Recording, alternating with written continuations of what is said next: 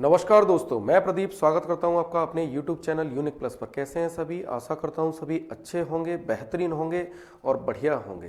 तो दोस्तों, जैसा आपको पता है कि हमने एसएससी जीडी के लिए जिस सौर सीरीज़ की शुरुआत की थी, आज मैं उसी का प्रैक्टिस सेट 6 लेकर के आया हूं। और आपको दोस्तों पता होगा कि यूपी पुलिस में भी बम्पर वैकेंसीज आ चुकी हैं, तो लगभग दोनों का जो मैथ्स है लगभग सेम रहता है।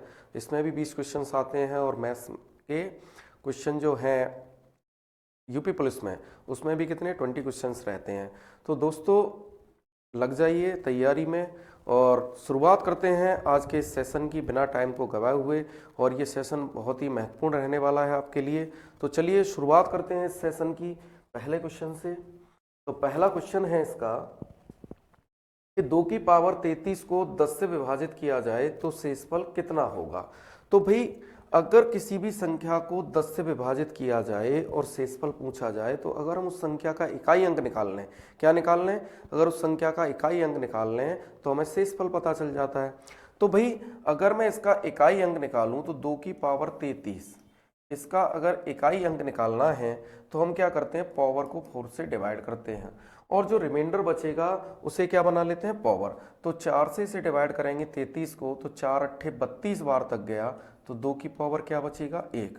और 2 की पावर 1 का मतलब 2। तो ये जो रिमाइंडर है, शेषफल है, वह कितना रहने वाला है, इसका 2 रहने वाला है। तो ऑप्शन 1 इसका करेक्ट आंसर है। ठीक है भाई। तो कभी भी हमें किसी संख्या को 10 से विभाजित करना पड़े और वो संख्या पावर में हो तो हम उसका इकाई अंक ज्ञात कर लें, तो वही हमेशा क्या रहता है, शेषफल रहता है। बात समझ पाए होंगे इस बात को। चलते हैं नेक्स्ट क्वेश्चन की ओर। अगला क्वेश्चन देखिए कि निम्न में से वह सबसे छोटी संख्या कौन सी है जिसे 5, 6, 7, 8 से विभाजित करने पर शेषफल क्या होना चाहिए भाई, यहाँ पे शेषफल।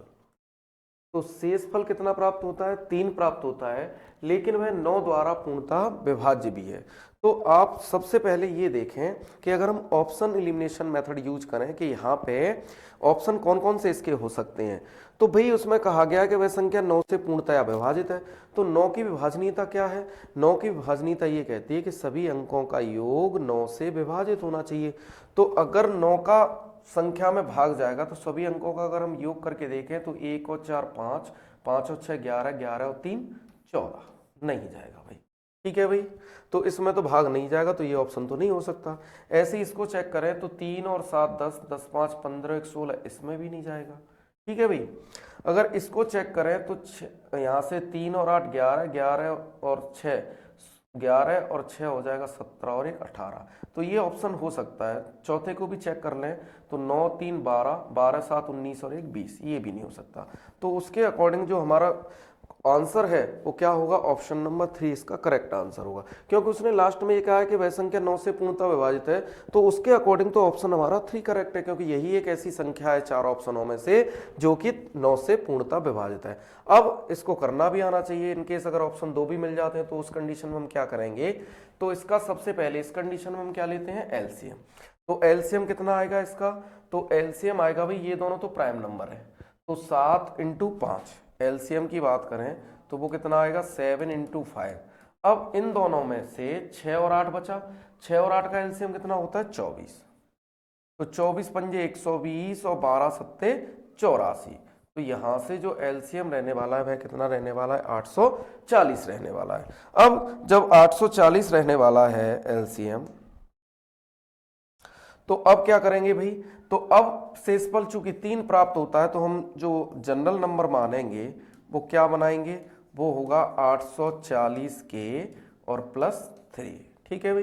तो अगर खाली यही संख्या पूछी जाए कि ऐसी छोटी से छोटी संख्या क्या होगी या बड़ी से बड़ी, तो हमें इसमें के का मान रखते हुए चलते हैं। लेकिन अगर ऐसी संख्या को उसने कहा है कि 9 से भी विभाजित करना है, तो 9 से क्या करते हैं, विभाजित कर लेते हैं।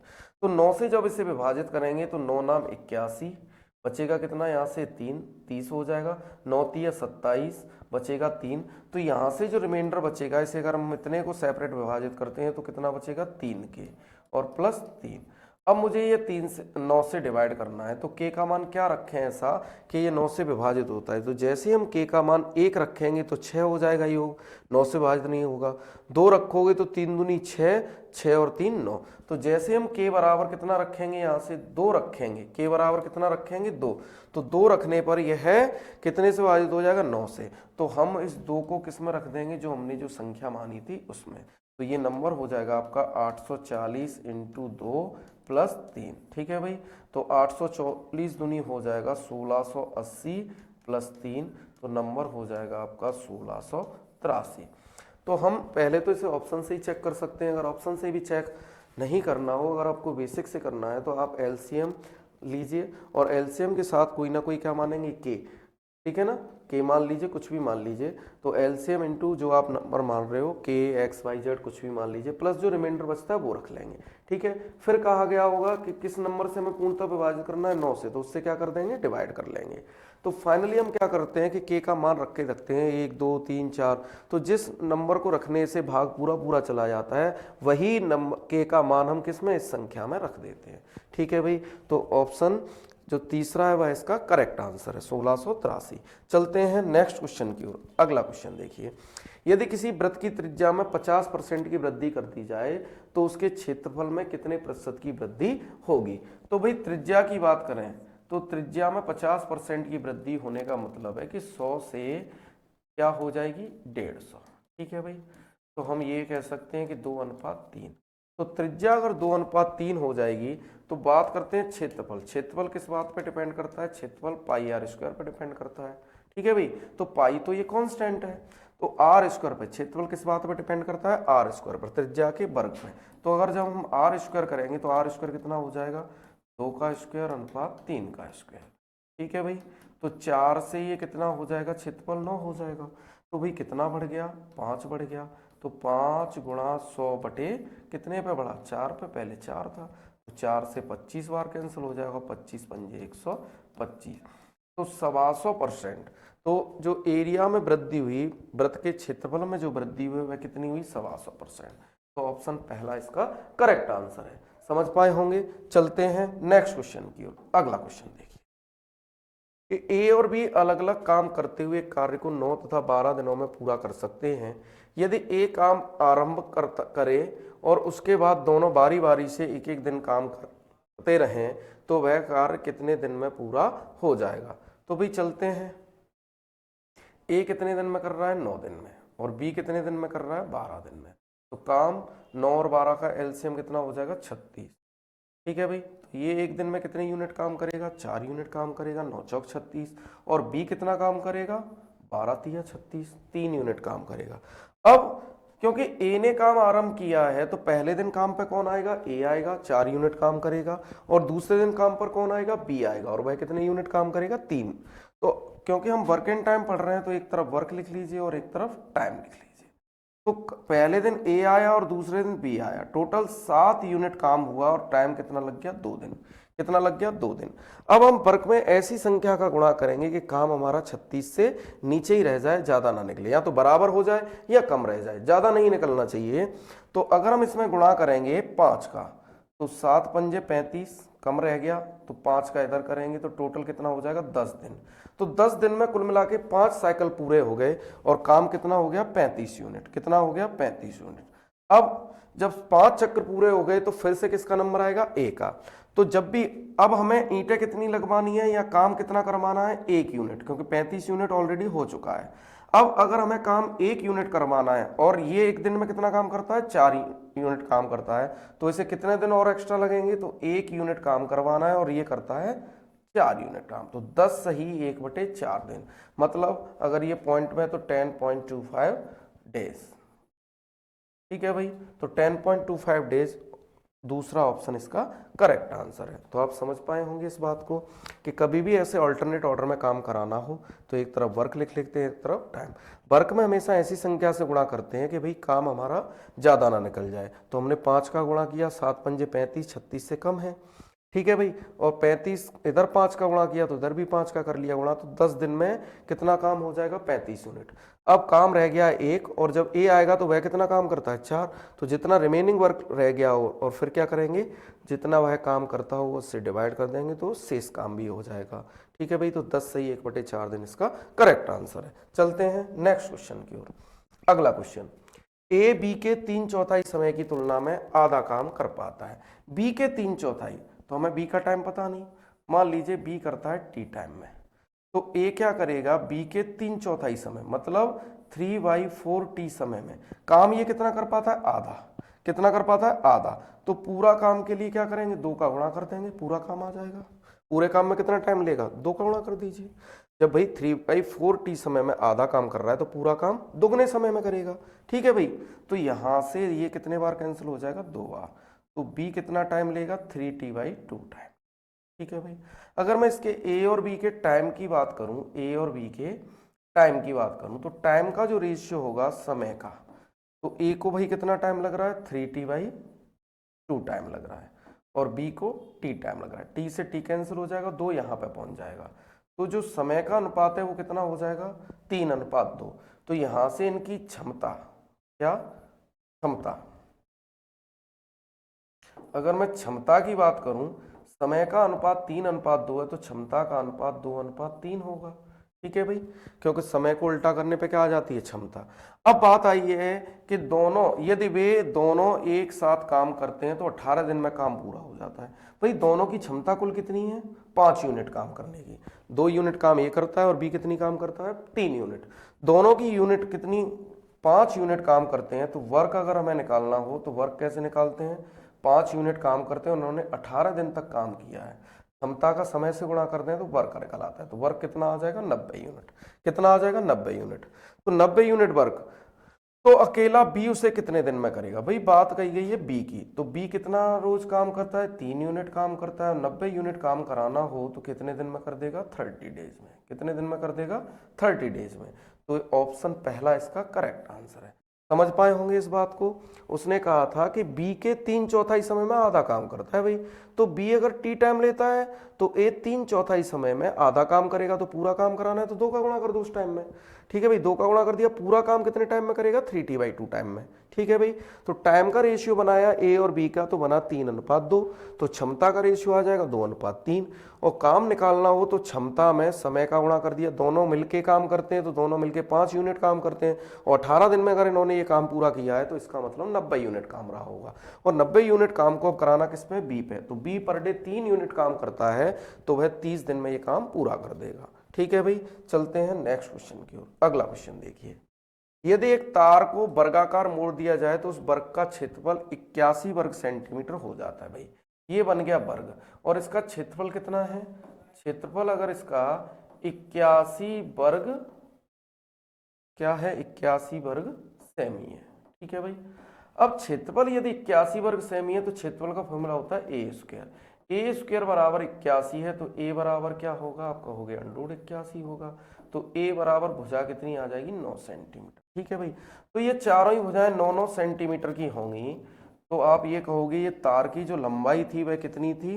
9 चौके 36 सेंटीमीटर। ठीक है भाई, ये जो तार था वह कितना था? 36 सेंटीमीटर लंबा था, जिसे वर्गाकार मोड़ दिया गया तो उसका क्षेत्रफल कितना हो गया? 81 वर्ग सेंटीमीटर। आगे क्या कहा गया है? यदि इस तार को अर्धवृत्ताकार मोड़ दिया जाए। अब इसी तार को कैसा मोड़ना है भाई? इस रूप में अर्धवृत्ताकार मोड़ दिया जाए तो उस अर्धवृत्त का क्षेत्रफल कितना होगा? तो भाई अब ये तार है, तार जो 36 था वो यही तो है ये लंबाई, और ये जो लंबाई होगी तो ये लंबाई तो होता है वृत्त का आधा, जो परिधि होगी वो आधी परिधि होगी, वृत्त की परिधि पूरी होती है 2πr, तो ये कितनी होगी? πr। ठीक है भाई, और प्लस ये क्या होता है? ये होता है व्यास, तो πr प्लस d, ये लंबाई हो गई। ठीक है भाई, या d कहिए या इसे ही 2r कहिए, क्योंकि ये वृत्त का त्रिज्या का क्या होता है? 2 गुना होता है भाई। ठीक है भाई, तो टोटल तार की लंबाई ये हो गई, और इसके बराबर कितना हो गया? 36। तार की लंबाई तो उतनी रहने वाली है, तो यहां से r जब कॉमन लेंगे दोनों में से तो यहां क्या बचेगा? पाई, तो पाई का मान लगा दिया 22/7, प्लस यहां क्या बचेगा? 2। ठीक है भाई, बराबर 36। तो ये हो जाएगा r 7 दूनी 14, 14 और 22 36, 36/7 बराबर 36। तो यहाँ से 36 से 36 कैंसिल हो जाएगा, तो r बराबर यहाँ से कितना निकलेगा 7 सेंटीमीटर। जब r बराबर 7 सेंटीमीटर निकलेगा तो पूछा है अर्धवृत्त का क्षेत्रफल। भाई पूरे वृत्त का होता है पाई आर स्क्वायर, तो आधा वृत्त है तो आधा पाई आर स्क्वायर, ठीक है भाई। तो ये बनेगा इसका क्षेत्रफल। तो क्षेत्रफल 1/2, पाई की वैल्यू 22/7 लगाएंगे और आर स्क्वायर कितना हो जाएगा 7 × 7। 7 से ये 7 कैंसिल, 2 से 11 बार, तो 11 7 77 वर्ग सेमी। क्या होगा भाई आंसर 77 वर्ग सेमी इसका करेक्ट आंसर होगा। तो ऑप्शन 3 इसका करेक्ट आंसर है। आप समझ पाए होंगे इस बात को, ठीक है भाई। तो जो तार की लंबाई हमने 36 सेंटीमीटर निकाल ली, उसी से क्या बना दिया गया अर्धवृत्त बना दिया। क्या बना दिया अर्धवृत्त। तो अर्धवृत्त का जो परिमाप बनेगा वो कितना बनेगा पाई आर प्लस 2r, ठीक है भाई। इसकी लंबाई भी 36 होगी, तो यहाँ से इसकी त्रिज्या कितनी निकल के आई 7 सेंटीमीटर। और जब त्रिज्या 7 सेंटीमीटर आ गई तो हमने उसका अर्धवृत्त का क्षेत्रफल निकाल लिया। चलते हैं नेक्स्ट क्वेश्चन की ओर। एक बेलनाकार बीकर में जिसमें थोड़ा पानी भरा है 1.4 सेंटीमीटर व्यास के गोले डाले जाते हैं भाई। तो अगर व्यास के गोले डाले गए हैं, ये जो व्यास है वो कितना है 1.4 सेंटीमीटर, ठीक है भाई। तो त्रिज्या कितनी होगी, यहाँ से जो r निकलेगी इसकी वो कितनी निकलेगी, इसका आधा 0.7 सेंटीमीटर, ठीक है भाई। कितनी निकलेगी यहाँ से गोले की त्रिज्या 0.7 सेंटीमीटर। आगे क्या कहा गया है, जो पूरी तरह डूब जाते हैं भाई। अब बीकर में डाले जा रहे हैं भाई। यदि बीकर का व्यास, ये एक बीकर है और बीकर कैसा है बेलनाकार, ठीक है भाई। इसका व्यास कितना दे रखा है 7, कितना दे रखा है 7 सेंटीमीटर। तो जब व्यास 7 सेंटीमीटर है तो इसकी त्रिज्या कितनी होगी, तो व्यास का आधा 7/2, तो त्रिज्या हो जाएगी 3.5 सेंटीमीटर, ठीक है भाई। अब इस 3.5 सेंटीमीटर त्रिज्या वाला व्यास का क्या, सॉरी त्रिज्या वाला क्या है बेलन है या बीकर है, इसमें ये गोले क्या है अंदर डाले जा रहे हैं। अब हमें कितने गोले डालने हैं जिससे इसका तल कितना हो जाए 5.6 सेंटीमीटर बढ़ जाए। अब तल को कितना 5.6 सेंटीमीटर हमें हाइट करनी है, ठीक है भाई। इतना बढ़ाना है, 5.6 सेंटीमीटर हाइट बढ़ानी है। तो ऐसी कंडीशन में हम क्या करते हैं कि जैसे हमें कभी भी ये हाइट वाला क्वेश्चन पूछा जाए तो हम क्या करेंगे कि उसके आयतन में, किसके बेलन के आयतन, तो बेलन के आयतन में हम एक गोली के आयतन से भाग दे देंगे तो हमें क्या गोलियों की संख्या पता चल जाएगी। तो गोलों की संख्या क्या होगी भाई, गोलों की संख्या, तो गोलों की संख्या बराबर होगी बेलन का आयतन क्या होता है पाई आर स्क्वायर एच। इसको डिवाइड कर देंगे एक गोले के आयतन से, तो 4/3 पाई आर क्यूब। तो पाई से पाई कैंसिल हो जाएगी, सॉरी पाई से पाई कैंसिल हो जाएगी। अब यहाँ पे अगर इसकी आर स्क्वायर की बात करें तो 3.5 × 3.5, ठीक है भाई। और ऊंचाई कितनी है 5.6 अपॉन यहाँ 4 × r³, इसका क्यूब करेंगे तो 0.7 × 0.7 × 0.7 होगा। तो 1 2 3 पॉइंट से हमने 1 2 3 पॉइंट उठा लिए।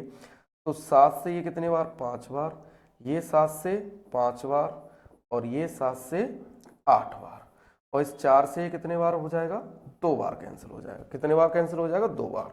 तो गोलियां कितनी बनेंगी भाई 5 पंजे 25 और 25 दूनी 50। तो अगर इसमें 50 गोलियां डालेंगे तो 50 गोले डालने पर इसका जो तल है वो 5.6 सेंटीमीटर बढ़ जाएगा। बीकर का तल कितना बढ़ जाएगा 5.6 सेंटीमीटर, ठीक है भाई। समझ पाए होंगे इस बात को। तो चलते हैं नेक्स्ट क्वेश्चन की ओर। तो 50 इसका करेक्ट ऑप्शन है। अगला 20 सेंटीमीटर आंतरिक व्यास वाली एक वृत्ताकार नली से 3 किलोमीटर प्रति घंटा की गति से पानी को 10 मीटर व्यास वाली नली और 2 मीटर गहरी एक वृत्ताकार टंकी में डाला जा रहा है, ठीक है भाई। तदनुसार इस टंकी को पूरा भरने में कितना समय लगेगा। तो भाई क्या हो रहा है कि एक टंकी है, ये एक टंकी है, ठीक है भाई। और टंकी का क्या 20 सेंटीमीटर आंतरिक व्यास वाली एक वृत्ताकार नली से 3 किलोमीटर प्रति घंटा की गति से पानी को 10 मीटर व्यास वाली और 2 मीटर गहरी एक वृत्ताकार टंकी। ये एक टंकी है भाई, क्या है टंकी। और टंकी कैसी है भाई बेलनाकार है। कैसी है बेलनाकार। तो 10 मीटर व्यास है इसका, तो 10 मीटर व्यास है तो यहां से त्रिज्या कितनी बनेगी इसकी 5 मीटर। क्या बनेगी 5 मीटर त्रिज्या बनेगी। ठीक है भाई। और गहरी कितनी है इसकी, हाइट हो जाएगी 2 मीटर। ठीक है भाई, हाइट हो जाएगी 2 मीटर। ठीक है। तो इसमें क्या हुआ कि एक पानी का पाइप है, इसमें एक पानी का पाइप चलाया जा रहा है। ठीक है भाई। और इस पाइप के जो मुहाने की त्रिज्या कितनी बनेगी, ये 20 सेंटीमीटर है, तो यहां से पाइप की त्रिज्या जो बनेगी वो कितनी बनेगी 10 सेंटीमीटर। ठीक है भाई, 10 सेंटीमीटर। और इसे अगर हम मीटर बनाएंगे तो 100 से डिवाइड करेंगे तो ये हो जाएगा 0.1 मीटर। ठीक है भाई, ये आ गई स्मॉल आर। ठीक है, इसकी त्रिज्या। और 3 किलोमीटर प्रति घंटा की गति से, तो 3 किलोमीटर स्पीड इसकी जो है वह क्या है, अगर मैं इसकी स्पीड की बात करूं तो वो कितनी है 3 किलोमीटर प्रति घंटा। जो रेट है पानी प्रवाहित होने की वो 3 किलोमीटर प्रति घंटा है। ठीक है भाई। तो इसके लिए एक फॉर्मूला होता है B बराबर ART। क्या होता है, B बराबर ART। आर तो यहाँ पे होता है रेट, कि किस रेट से पानी प्रवाहित हो रहा है। तो यहाँ पे जो हमें जो ये वाली रेट दे रखी है वो से हम ये लिख सकते हैं 3000 मीटर प्रति घंटा। ठीक है भाई, क्योंकि 3 किलोमीटर मतलब 3000 मीटर पर घंटा हो गया। तो अब हम इस फॉर्मूले में रखेंगे। बी मतलब होता है कि आपको जिस प्रकार का बर्तन भर रहे हो, चाहे वह बेलनाकार हो, चाहे घनाकार हो, चाहे घनावकार हो, चाहे घन आकार का हो। ठीक है भाई। तो जैसा बर्तन होगा वो उसका आयतन यहाँ पे, तो हमारा टैंक कैसा है बेलनाकार, तो बेलन का आयतन होता है पाई आर स्क्वायर एच। तो यहाँ पे आर कितनी लेंगे 5 × 5 × एच। एच इसका कितना है भाई 2 मीटर। ठीक है भाई। अब यहाँ पे पाई आर की जगह कितना लगाएंगे 3000। ठीक है भाई। और टी हमें ज्ञात करना है बस। तो पाई से ये पाई कैंसिल हो गया। ठीक है भाई। तो यहाँ पे B बराबर ART होता है, सॉरी ये पाई आर टी लग गया है। B बराबर होता है ART। तो A यहाँ पे क्या होगा, B बराबर फॉर्मूला होता है ART, सॉरी। तो B बराबर ART फॉर्मूले को जब हम यूज करेंगे तो B जिस बर्तन का आयतन, जिस बर्तन को भरा जा रहा है तो वो कैसा है बेलनाकार है, तो पाई आर स्क्वायर एच। तो आर स्क्वायर इसका कितना हो जाएगा 5 × 5 × एच कितना है 2। यहाँ ए क्या होता है, जिस पाइप से पानी आ रहा है उसके मुहाने का क्षेत्रफल। तो पाइप कैसा है हमारा गोलाकार है, तो पाई आर स्क्वायर क्या होगा पाई आर स्क्वायर। आर स्क्वायर मतलब त्रिज्या इसकी कितनी 0.1 का होल स्क्वायर। ठीक है भाई, 0.1 का स्क्वायर इंटू टी हमें ज्ञात करना है। ठीक है भाई। तो पाई आर स्क्वायर और ये रेट का और यहाँ पे गुणा करना है 3000। ठीक है भाई, ये रेट आ गया और ये टी टाइम तक। ठीक है भाई। तो हम इसे पाई से पाई कैंसिल कर लेंगे। ठीक है भाई। और यहाँ पे ये हो जाएगा वर्ग होने से ये होगा 0.01। ठीक है भाई। तो इंटू 3000 इंटू टी। तो ठीक है, यहाँ पे 2 अंक पहले पॉइंट है तो यहाँ से 2 0 ये कैंसिल हो गए। ठीक है। और यहाँ ये बचेगा 5 × 5 = 25 × 2, इसे सीधा सीधा 50 कर लीजिए। क्या हो जाएगा ये 50। 5 × 5 = 25, 25 दूनी 50। तो 0 से ये 0 कैंसिल हो गया। तो टी की जो वैल्यू आएगी वो क्या आएगी 5/3। ठीक है भाई। तो ये हो जाएगा 1 सही 2/3 घंटे, या इसी को लिखेंगे 1 घंटा और 2/3 का मतलब होता है 40 मिनट। ठीक है भाई, क्योंकि पूरे घंटे में 60 मिनट होते हैं तो 60 का 2/3 कितना हो जाएगा, तो 20 बार कैंसिल हो जाएगा, 20 दूनी 40 मिनट। तो यहाँ से 1 घंटा 40 मिनट, तो ऑप्शन दूसरा इसका करेक्ट आंसर है। तो आप समझ पाए होंगे इस बात को। इसमें हमेशा इस टाइप के क्वेश्चनों में B बराबर ART फॉर्मूला यूज कर लेंगे। ठीक है भाई। B क्या होता है, उस बर्तन का आयतन होता है जिस बर्तन को आपको भरना है, चाहे यह कैसा हो घनावकार हो तो हम LBH लगाएंगे। यहाँ पे ये सिलिंड्रिकल है, कैसा है सिलिंड्रिकल है, तो हमने क्या लगाया है पाई आर स्क्वायर एच लगाया है। ए होता है मुहाने का क्षेत्रफल, जिस पाइप से पानी भरा जा रहा है उसका मुंह कैसा है, तो उसका मुंह कैसा है वृत्ताकार है। ठीक है भाई। तो हमने क्या लगाया है वृत्त का क्षेत्रफल पाई आर स्क्वायर। ठीक है भाई। और ये टी लग गया और आर रेट कितनी है 3000 मीटर पर आर। ठीक है भाई। तो यहां से घंटा कितना है 1 घंटा 40 मिनट इसका करेक्ट आंसर है। समझ पाए होंगे। चलते हैं नेक्स्ट क्वेश्चन की ओर। अगला क्वेश्चन देखिए, एक साइकिल का पहिया 5000 चक्कर पूरे करके 11 किलोमीटर चलता है भाई। तो एक चक्कर में ये कितना चलेगा भाई? तो अगर मैं एक चक्कर की बात करूं, एक चक्कर में ये कितना चलेगा? 11,000 बटे 5,000। ये एक चक्कर की दूरी आ जाएगी इसकी, ठीक है भाई, 11 बटे 5। और एक चक्कर क्या होता है? एक चक्कर में कितनी दूरी तय करेगा? जितनी पहिए की परिधि होगी। क्या होगी? जितनी परिधि होगी। तो परिधि क्या होती है? 2πr, ठीक है भाई, 11 बटे 5। तो यहां से 2 इंटू पाई का मान लगा दीजिए 22 बटे 7, और ये r बराबर कितना हो जाएगा? 11 बटे 5, ठीक है। तो यहां से 11 से कितने बार कट जाएगा? 2 बार, ठीक है भाई। 11 से कितने बार कट जाएगा? 2 बार। तो 2 बार कट जाएगा यहां से। तो r बराबर क्या बनेगा? r बराबर बनेगा, ये इधर चला जाएगा 7 बटे 5 चौके 20। कितना बनेगा? r बराबर बनेगा 7 बटे 20 बनेगा। पूछी क्या गई है? अब ये जो आएगा वो किस में आएगा? मीटर में। और पूछा जाए सेंटीमीटर में, तो सेंटीमीटर में बदलने के लिए 100 का गुणा करेंगे। तो यहां से इसकी जो त्रिज्या निकलेगी तो शतपथ 35, कितनी निकलेगी? 35 सेंटीमीटर। हमसे पूछा गया व्यास कितना होगा, तो व्यास होता है त्रिज्या का डबल। तो 2 गुणा 35 बराबर 70 सेंटीमीटर, ठीक है भाई। तो हमने क्या किया कि एक चक्कर में कितनी दूरी तय करेगा? 11 बटे 5। कितना चलेगा भाई? 11 बटे 5। 11,000 को कितने से? 5,000 से क्या कर दिया? डिवाइड। तो ठीक है, इतने मीटर है, 11 बटे 5 मीटर की दूरी एक चक्कर में तय करेगा। और एक चक्कर किसके बराबर होता है भाई? पहिए की परिधि के बराबर हो गया।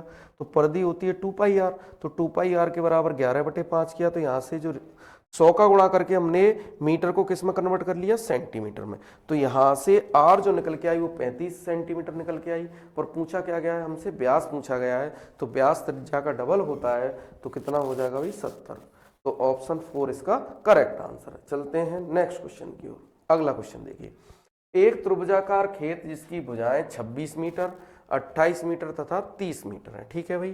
तो ये एक त्रिभुजाकार खेत है, ठीक है भाई।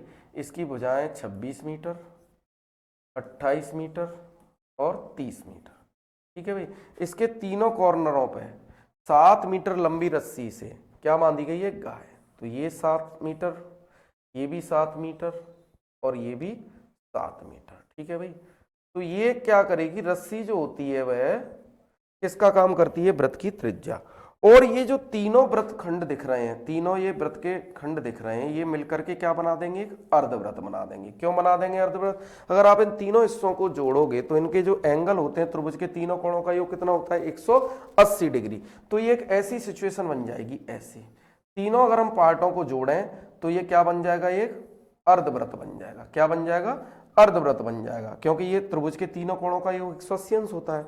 तो इनने जो ये एरिया को क्या गाय चला होगा वो कितना होगा? अर्धवृत्त। ये गाय इतने एरिया में घूम सकती है, मतलब एक अर्धवृत्त। और उसकी त्रिज्या कितनी हो जाएगी? 7 सेंटीमीटर।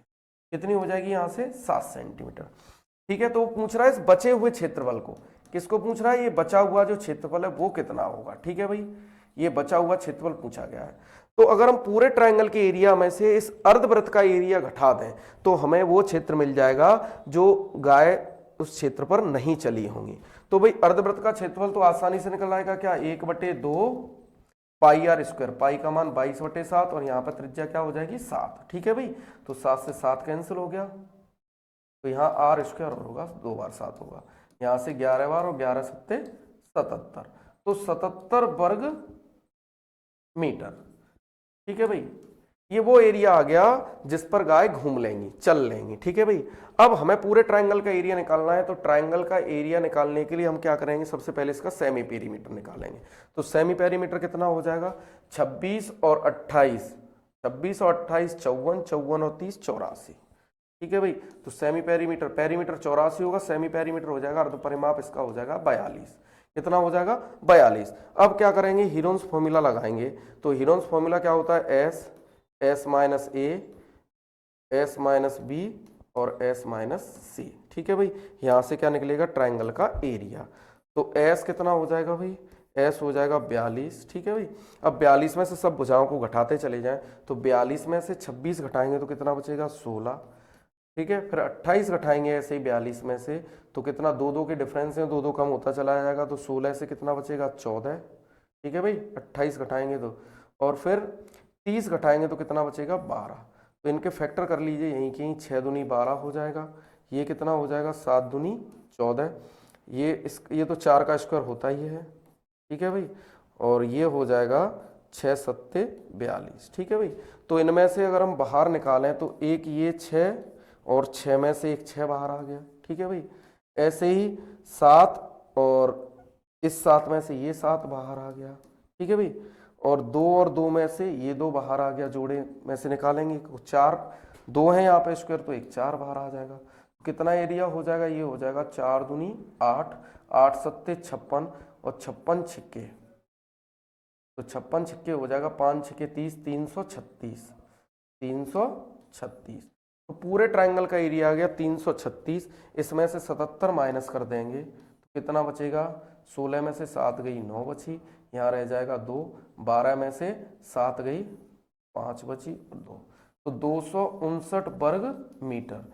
ये वो एरिया आ जाएगा 259 वर्ग मीटर जिस पर गाय नहीं चल सकती। ठीक है भाई, जो बचेगा, जिस पर गाय चलने से बचे हुए खेत। तो हमने क्या किया कि ये तीनों जो कॉर्नर थे जिन पर गाय घूम सकती है वो किसके बराबर होंगे, आधे सर्कल के बराबर। तो आधे सर्कल के बराबर होंगे, तो हमने क्या किया, आधे सर्कल का एरिया कितना हो गया, 77 वर्ग सेमी। फिर हमने पूरे ट्रायंगल का एरिया निकाला हीरोन्स फॉर्मूले से, तो वो कितना आया, 336 वर्ग सेमी। उसमें से हमने 77 माइनस कर दिया, तो 259 वर्ग मीटर, 259 वर्ग मीटर वो एरिया है जिस पर गाय नहीं चल सकती। ठीक है भाई, वो बचेगा, तो 259 इसका करेक्ट आंसर है। चलते हैं नेक्स्ट क्वेश्चन की ओर। एक दुकानदार अपनी विज्ञप्ति कीमत पर 23% की छूट देकर 10% लाभ कमा लेता है। यदि वस्तु पर उसका लाभ 56 रुपए रहा हो तो वस्तु का विज्ञप्ति कीमत कितने रुपए होगी, है भाई।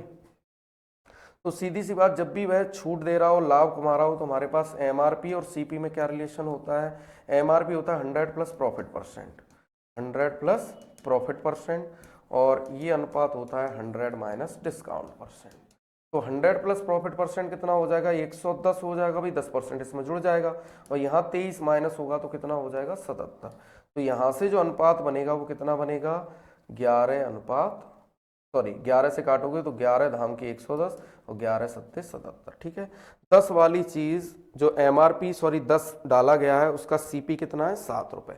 अब अपनी सुविधा के लिए अगर हम इस दोनों तरफ 0 0 बढ़ा लें तो हम ये भी कह सकते हैं कि 70 रुपए वाली चीज पे कितना रुपए डाला गया है, एमआरपी 100 रुपए। अब चलते हैं, यदि इस पे 23% का डिस्काउंट दे दिया जाए, तो अगर 23% का डिस्काउंट देंगे तो वस्तु कितने में बिकेगी, एसपी उसका 77 हो जाएगा। इसका मतलब 100 रुपए वाली वस्तु 77 में बिक रही है। ठीक है भाई, और उसका क्रय मूल्य कितना है, 70 है। तो यहाँ पे जो उसे लाभ होगा वह कितने का होगा, 7 का। तो 7 रेशियो के बराबर यहाँ उसे लाभ कितने का हो रहा है, 56 का। तो 7 रेशियो की वैल्यू 56, 1 के बराबर कितना आ जाएगा, 8। ठीक है भाई, तो 1 के बराबर जब 8 हो जाएगा तो उसका एमआरपी कितना है, 100। तो इसका 8 गुना कितना हो जाएगा, 800 रुपए। ठीक है भाई, तो इसका जो एमआरपी रहने वाला है वह कितना, 800 रुपए। तो ऑप्शन 4 इसका करेक्ट आंसर है। चलते हैं नेक्स्ट क्वेश्चन की ओर। अगला क्वेश्चन देखिए, जब किसी संख्या के 75% में 75 जोड़ा जाता है, भाई समझिए जरा, जब 75% में क्या जोड़ा गया, 75, तो 75 जोड़ने पर 75 जोड़ा जाए तो प्राप्त उत्तर वही संख्या है। संख्या अपना भाई क्या हो जाती है, अपने आप में कंप्लीट हो जाती है, क्या जोड़ने पे, 75। और संख्या जब अपने आप में कंप्लीट होती है तो वो 100% होती है। इसका मतलब कि इस 75 को जोड़ने से जो 25% की कमी थी वो पूरी हो गई। इसका मतलब 25% के बराबर कितना है, 75 है। तो हमें संख्या 100% बनानी है, तो 4 का इधर गुणा कर लीजिए और 4 का इधर, तो 300 क्या हो जाएगी, संख्या हमारी निकल आएगी 300। पर पूछा क्या गया है, संख्या का 40%। तो 40% कैसे निकालते हैं भाई, 40/100। तो इससे ये कैंसिल हो गया, 40 दिया 120। समझ पाए होंगे इस बात को, क्योंकि ये संख्या अपने आप में 75% थी, 75% तो थी। जैसे ही इसमें 75 जोड़ा गया तो ये पूरी कंप्लीट हो गई। इसका मतलब जो 25% की कमी थी वो किसने पूरी कर दी? 75 ने। तो 25% के बराबर 75, तो 100% के बराबर 300, तो वो संख्या क्या आ जाएगी उसका भाई, सॉरी, उसका जो आंसर होगा वो 120 इसका करेक्ट आंसर, क्योंकि संख्या नहीं पूछी गई, संख्या का 40% पूछा गया है। चलते हैं नेक्स्ट क्वेश्चन की ओर। अगला क्वेश्चन देखिए, 50 मीटर लंबी एक गाड़ी 100 मीटर लंबे एक प्लेटफॉर्म को 10 सेकंड में पार करती है। तो जब भी कोई रेलगाड़ी, ये रेलगाड़ी है 50 मीटर लंबी, और इससे आगे जो ट्रैक है ये वो कितना है? 100 मीटर लंबा है। तो जब भी कोई ट्रेन किसको पटरी को पार करे, ठीक है भाई, लंबे पुल को पार करे या लंबे पुल को पार करे या सुरंग को पार करे, ठीक है भाई, तो प्लेटफॉर्म को पार करे, तो उनकी लंबाई आपस में क्या होती है? जुड़ जाती हैं दोनों की लंबाई। तो टोटल लंबाई कितनी हो जाएगी? 150 मीटर। इतना इसे चलना पड़ेगा इसे पार करने के लिए। और कितने टाइम में पार किया है? 10 सेकंड में, ठीक है भाई। तो चाल कितनी आ जाएगी? चाल यहाँ से स्पीड जो बनेगी वो कितनी बनेगी? 150 मीटर की दूरी 10 सेकंड में तय की है, तो 15 मीटर पर सेकंड इसकी चाल है, ठीक है भाई। तो 15 मीटर पर सेकंड इसकी चाल निकल आई, ठीक है। चलते हैं नेक्स्ट क्वेश्चन की ओर। अगला क्वेश्चन देखिए, किसी राशि पर चक्रवृद्धि ब्याज और साधारण ब्याज के बीच 10% प्रतिवर्ष की दर से 2 वर्ष का अंतर कितना है? 300 रुपए है। तो ज्ञात करें, तो राशि ज्ञात करें भाई। तो देखिए, सिंपल इंटरेस्ट बढ़ता है रेट और टाइम के गुणनफल से, ठीक है भाई। तो अगर मैं सिंपल इंटरेस्ट की बात करूं तो ऐसा ही कितना बढ़ेगा? 2 गुणा 10%, इसका मतलब ये बढ़ेगा 20%, ठीक है भाई। और जो CI बढ़ेगा, CI किस रेशियो से बढ़ेगा भाई? CI बढ़ेगा x plus y plus x y upon 100, ठीक है भाई, इतना परसेंट। 2 वर्ष में कितना बढ़ेगा? जो नेट रेट बनेगी उसकी वो क्या बनेगी? Net rate. नेट रेट इस फॉर्मूले से निकलेगी। तो दोनों ही बार 10% रही है, तो 10 प्लस 10 गुणा 10, 100/100, ठीक है भाई। तो ये कितना बढ़ेगा ओवरऑल? आप कहोगे 21% बढ़ेगा। तो भाई दोनों के बढ़ने में कितने परसेंट का अंतर है? ये 20% बढ़ा है सिंपल इंटरेस्ट से, और CI से कितना बढ़ रहा है? 21%, 1% का अंतर आया। तो 1% के बराबर कितना, यहाँ कितने का अंतर है 1% की वजह से? 300 का। तो धन हमारा होता है अपने आप में 100%, तो 100% की वैल्यू कितनी हो जाएगी? 300 इंटू 100, 30,000। कितना होगा? 30,000 इसका करेक्ट आंसर होगा। तो ऑप्शन 3 इसका करेक्ट आंसर है, ठीक है भाई। समझ पाए होंगे इस बात को। चलते हैं नेक्स्ट क्वेश्चन की ओर। अगला, 10% की छूट पर एक वस्तु को 1800 रुपए में बेचकर, तो भाई 10% की छूट पर उसने कितने में बेचा है? 1800 में। मतलब ये जो 1800 रुपए है वो MRP का कितना है? 90% के बराबर है। तो 90% के बराबर भाई MRP के 90% पे ही तो बिका है। तो MRP का 90% अगर 1800 है, तो 90 दूनी 180, 20, तो 1% के बराबर 20, तो 100% बराबर 2000। यहां से हमें यह पता पड़ा कि उस वस्तु का जो MRP है वह कितना है? 2000 रुपए है, ठीक है भाई। आगे क्या कहा गया है? और 1800 रुपए में भी बेचने पर उसने 200 रुपए लाभ प्राप्त किया। इसका मतलब जो उसका CP था वह कितना था? आप कहोगे 1600 रुपए, क्योंकि भाई 1800 में उसने बेचा है, फिर भी उसे 200 का लाभ हुआ, तो वह वस्तु कितने की रही होगी? 1600 की रही होगी। आगे क्या कहा गया है? यदि उसने उसे बिना किसी छूट के बेचा होता तो लाभ का प्रतिशत ज्ञात करें। तो भाई बिना छूट के बेचेगा तो CP सीधा CP के बराबर, जो CP है वो कितने की? सीधी सीधी वस्तु MRP पे बिकती है, तो कितने का फायदा हो जाएगा? सीधा सीधा उसे 400 रुपए का, क्योंकि 1600 वाली वस्तु सीधी किस पे बिकेगी? MRP पे बिकेगी बिना किसी छूट के, तो 2000 की बिकेगी, तो 400 का लाभ हो जाएगा। तो लाभ प्रतिशत निकालोगे, प्रॉफिट परसेंट निकलेगा, तो 400 गुणा 100/क्रय मूल्य कितना हो जाएगा? तो 400 से ये कितने बार कटेगा? 4 बार, और 4 से 25 बार, तो 25%। तो ऑप्शन 4 इसका करेक्ट आंसर है, ठीक है भाई। तो ये कितने बार कैंसिल होगा? 400 से 4 बार, और 4 से ये 25%, तो 25% इसका करेक्ट आंसर है। चलते हैं नेक्स्ट क्वेश्चन की ओर। अगला क्वेश्चन, 11 संख्याओं का औसत 63 है। तो मैंने ये कई बार बताया है औसत वाली कंडीशन में कि हम क्या सभी संख्याओं को 63 मान के चलते हैं, ठीक है भाई। सारी की सारी 11 संख्या क्या है? 63 है। अब वो ये कह रहा है कि पहली 6 संख्याओं का औसत 60 है। इसका मतलब कि अगर 6 संख्याएं 60 हैं तो सब पे से कितना कितना कम हो गया? 3 कम हो गया। और जब 3 कम हो गया, क्योंकि ये औसत 63 था यहाँ, और यहाँ कितना है? 6 संख्याओं का 60 है, तो इसका मतलब 3 औसत कम हो गया और 6 संख्याएं हैं, तो 3 छिक्के 18। 18 क्या हो गया, ये कम हो गया। 6 संख्याओं पे अगर ये 3-3 कम हुआ, सॉरी, यदि 6 संख्याओं पे 3-3 कम होगा तो कितना कम हो जाएगा, 18। ठीक है भाई। और अंतिम 6 संख्याओं का औसत 65 है, मतलब 63 से कितना ज्यादा है, 2 ज्यादा है। ठीक है भाई, तो 2 ज्यादा है और 6 संख्याओं पे, तो ये कितना हो जाएगा, यहाँ 12 ज्यादा हो जाएगा। तो यहाँ अंतर कितने का आया, -6 का। कितने का आया, -6 का। तो अगर ये माइनस में रिजल्ट आया है, भाई पहले जो 6 संख्याएं थी वो 18 कम रह रही थी योग में, क्योंकि औसत उनका 60 है, औसत से कितनी कम है, 3 कम है, तो योग में कितने की कमी हो जाएगी, 18 की। और जो अगली 6 संख्याएं, जो अंत से 6 संख्याएं गिनी, उनका औसत 65 है, मतलब हमारे एवरेज से कितना ज्यादा है, 2 ज्यादा है। तो 6 संख्याओं में कितना ज्यादा हो जाएगा, 12 ज्यादा हो जाएगा। तो यहाँ 6 का आया, माइनस में आया, तो घटा देंगे। ठीक है भाई। तो पूछिए छठी संख्या, तो जो 6th नंबर होगा वो क्या होगा, 63 - 6 कर दीजिए। अगर पॉजिटिव रिजल्ट होता तो जोड़ देते, नेगेटिव है तो घटा देंगे, तो कितना हो जाएगा, 57। तो 57 इसका करेक्ट आंसर है। समझ पाए होंगे, हम सारी संख्या को 63 मान के चल रहे हैं भाई। तो फिर क्या कहा है कि प्रारंभ में 6 संख्याओं का, शुरुआत में जो पहली 6 संख्या उनका औसत 60 है, तो 60 का मतलब औसत से कितना कम है, 3 कम है। तो 3 जब कम है तो 6 संख्या है तो 18 कम हो गई। ठीक है भाई। और यहाँ पे 2 ज्यादा है, ठीक है भाई, क्योंकि यहाँ पे औसत 65 है और 6 संख्या है, तो यहाँ पे 12 ज्यादा हो गया। दोनों का डिफरेंस कितना है, 6 का। ठीक है भाई। तो 6 कम कर देंगे तो 57 आ जाएगी। छठवीं संख्या क्या आ जाएगी, 57। चलते हैं नेक्स्ट क्वेश्चन की ओर। अगला क्वेश्चन, एक आदमी, एक औरत, एक लड़का मिलकर किसी काम को 6 दिन में करता है। तो एक मेल, एक फीमेल और एक चिल्ड्रन मिलकर कितने दिन में कर रहा है, 6 दिन में। ठीक है भाई। ठीक है। आगे क्या कहा गया, एक आदमी और एक औरत क्रमशः काम को 10 और 24 दिन में। अगर एक मेल की बात की जाए तो कितने दिन में करता है, 10 दिन में। और एक फीमेल कितने दिन में करती है, 24 दिन में। ठीक है भाई। तो यहां से अगर हम इसका एलसीएम लेंगे तो एलसीएम कितना हो जाएगा, 24, 24 और 10 का एलसीएम 24, 120। ठीक है। कितना आ जाएगा, 120। तो यहां से ये कितने यूनिट काम करेंगे, 20 यूनिट। ये कितने काम करेंगे, 12 यूनिट। और ये कितना, 24 पंजे 120। तो एक फीमेल कितना यूनिट काम कर रही है, 5 यूनिट। अब पूछा क्या गया है कि एक लड़के को वह काम पूरा करने में एक लड़के को वह काम पूरा करने में कितना टाइम लगेगा। अब भाई आप बात बताएं कि 12, अगर एक मेल 12 यूनिट काम करता है, एक फीमेल 5 यूनिट काम करती है, इसका मतलब ये दोनों मिल जाए तो 17 यूनिट तो यही काम कर देंगे। और जब ये तीनों मिल जाते हैं तो 20 यूनिट काम करते हैं। ठीक है भाई।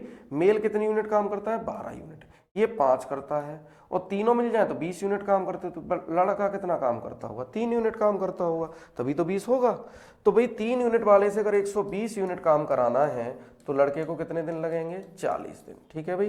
तो बच्चे को कितने दिन लगने वाले हैं, 40 दिन लगने वाले हैं। तो ऑप्शन 3 इसका करेक्ट आंसर है। ठीक है भाई। क्योंकि एक व्यक्ति है वो 12 यूनिट काम कर रहा है और एक महिला 5 यूनिट काम कर रही है, तो ये दोनों ही मिलकर 17 यूनिट काम करेंगे।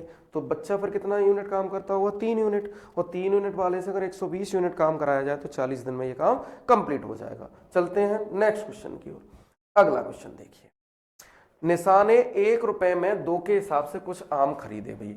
तो 2 आम खरीदे हैं, रुपए की बात करें तो 1 रुपए में। कितने रुपए में, 1 रुपए में। उतने ही आम 1 रुपए में 3 के हिसाब से। तो भाई 1 रुपए में उतने ही आम 3 के हिसाब से खरीदें। तो हम क्या करते हैं ऐसी सिचुएशन में, अगर सेम करना है उतने ही आम, तो हम इनका एलसीएम ले लेते हैं 6।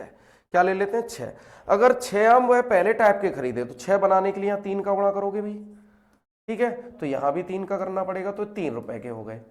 और ऐसे 6 बनाने के लिए यहाँ 2 का गुणा करोगे तो यहां भी 2 का करना पड़ेगा भाई। ये कितने रुपए के हो गए, 2 रुपए के हो गए। तो ओवरऑल 6 पहले टाइप के हो गए, 6 दूसरे टाइप के हो गए। तो टोटल 12 आम उसे कितने रुपए के पड़ेंगे, 5 रुपए के। ठीक है भाई। अब वो क्या कह रहा है, तो उसे 1 दर्जन आम कितने रुपए में बेचने चाहिए और कितने % का लाभ चाह रहा है, 20% का लाभ कमाने के लिए। तो भाई 5 रुपए वाली वस्तु पे अगर 20% का लाभ चाहिए तो इसका 20% कितना होता है, 1 रुपए। कितना होता है, 1 रुपए। ठीक है भाई। तो 1 रुपए के लाभ से कितने में बिकेंगे, 6 रुपए में। तो और यहां पे 1 दर्जन 12 बनी गए, तो 12 आम उसे 6 रुपए के हिसाब से बेच दे। 12 आम मतलब 6, 1 दर्जन हम 6 रुपए के हिसाब से बेचे तो उसे 20% का लाभ हो जाएगा, क्योंकि उसे 5 रुपए के पड़ रहे हैं। अब इस पर 20% का लाभ चाहिए, तो 5 का 20% कितना होता है, 20% का मतलब होता है 1/5। तो 5 से 5 कैंसिल हो जाएगा, 1 रुपए। तो 1 रुपए के लाभ से कितने में बिकेंगे, 6 में। और 12 ही हो गए, तो इसका मतलब 1 दर्जन उसे 6 रुपए में अगर बेचता है तो उसे 20% का लाभ हो जाएगा। तो ऑप्शन पहला इसका करेक्ट है। चलते हैं नेक्स्ट क्वेश्चन की ओर। अगला क्वेश्चन, एक स्कूल के 80 और 60 छात्र लगातार 2 वर्ष अंतिम परीक्षा में बैठे, जिनमें से क्रमशः 60% और 80% पास हुए। तो भाई 80 और 60 छात्र हैं, इसमें से कितने परसेंट पास हुए? 60%, और इसमें 80%। ठीक है, तो छात्रों का औसत रेट पूछा है। तो भाई हम इस छात्रों की संख्या को अगर हम काट लें तो हम इसे 4:3 भी कह सकते हैं। फिर हम एवरेज निकालने के लिए क्या करेंगे, तो 4 का इससे मल्टीप्लाई करेंगे, तो 4 सिंह 240 हो गया। ठीक है भाई, और ये कितना हो जाएगा, 8 3 24, ये भी 240%, और इसे डिवाइड कितने से कर देंगे, 4 और 3 7 से। ठीक है भाई, तो ये हो जाएगा 480% डिवाइड बाई कितना, 7। ठीक है, तो 7 6 42 बचेगा कितना यहाँ से, 7 6 42 60 हो जाएगा, 7 8 56, 4 बचेगा, 4 बचेगा 40 हो जाएगा, 7 35 और 7 7 49, तो लगभग वही 68.57%। कितना हो जाएगा, 68.75%। ठीक है भाई, रेट रहेगी। चलते हैं नेक्स्ट क्वेश्चन की ओर। अगला क्वेश्चन, एक प्लेट क्रमशः 12.5% और 10% की छूट देने के बाद 6300 रुपये में बेची गई, तो MRP ज्ञात करें। तो भाई पहली छूट 12.5% है, 12.5% की भिन्न बनती है 1/8, तो 8 अगर MRP है तो कितने में बिकेगी भाई वह वस्तु, 7 में बिकेगी। ठीक है, और दूसरा है 10%, 10% का भिन्न 1/10 होता है, तो 10 वाली वस्तु 1 रुपए के डिस्काउंट से कितने में बिकेगी, 9 में। ठीक है भाई, तो कुल मिला के 80 रुपए वाली वस्तु कितने में बिकेगी, 63 में। ठीक है भाई, तो यहाँ कितने में बिकी है, 6300 में, तो 6300 बनाने के लिए इधर हम कितने का मल्टीप्लाई करेंगे, 100 का, तो इधर भी कर देंगे 100 का भाई, तो 8000। ठीक है भाई, और तो 6300 वाली वस्तु पे MRP कितना रहा होगा, 8000, तो 8000 इसका करेक्ट आंसर है। ठीक है भाई, तो ये आपके 20 क्वेश्चंस पूरे हो चुके हैं। अगर आपको सेशन पसंद आया हो तो वीडियो को ज़्यादा से ज़्यादा शेयर करें और लाइक करें। ठीक है भाई, चलते हैं, नमस्कार।